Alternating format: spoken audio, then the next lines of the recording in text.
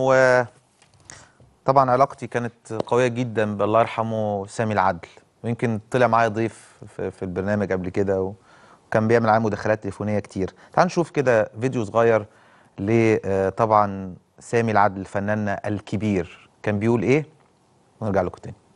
ليه مصمم ان انت تبقى زملكاوي اصيل ليه انت مصممه تبقى مصريه؟ انا اتولدت لقيت نفسي مصريه. طب انا اتولدت لقيت نفسي زملكاوي. ابا عن جد يعني؟ اه طبعا. يعني هل تعتقدي ان مصر احسن من فرنسا عندنا؟ هل تعتقد ان هي انظف من اليابان عندنا؟ هل هي ارقى او في ادب الانجليز، في عقليه الالمان؟ بصراحه شديده بقى. لكن احنا بنقول مصر دي اعظم حاجه في الدنيا لانها امنا او لانها تهمنا. انا عندي الزمالك كده.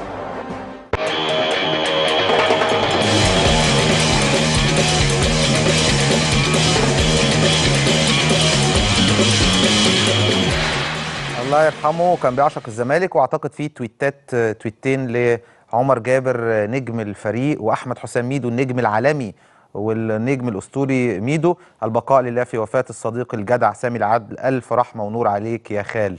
ده احمد حسام ميدو، وده ربنا يرحمك عمر جابر، ربنا يرحمك ويثبتك عند السؤال يا زملكاوي يا محترم. وده احمد حسام ميدو في جنازه سامي العدل النهارده في الرشدان، وده عمرو الجنايني عضو مجلس الاداره السابق. طيب على فكره سامي العدل لما كان بيسافر انجلترا كان ميدو بيستضيفه، لانه كان عايش في لندن. احمد حسام ميدو كان عايش في لندن، فكان سامي العدل لما بيجي كان ميدو بيستضيفه. طيب نرجع تاني لتليفوناتنا. معانا تليفون مين؟ الو الو يا كابتن. مين؟ حسام. ازيك يا حسام؟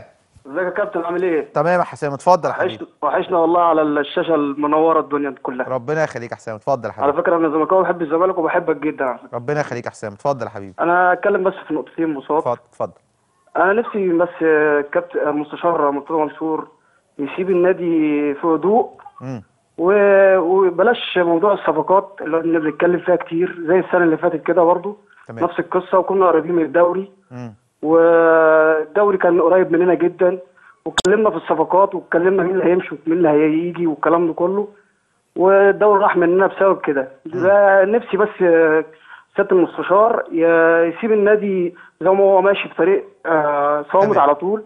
وناخد الدوري ونحتفل بالدوري، وبعد كده نتكلم في الصفقات اللي هي موجوده دلوقتي، ونشوف مين اللي يستحق ان هو يجي نادي الزمالك. يعني نادي الزمالك انا شايف ان هو مش قمه الصفقات دي كلها تستحق انها تيجي نادي الزمالك. يعني انا مش شايفه اللي هو بس احنا عايزين باك شمال كويس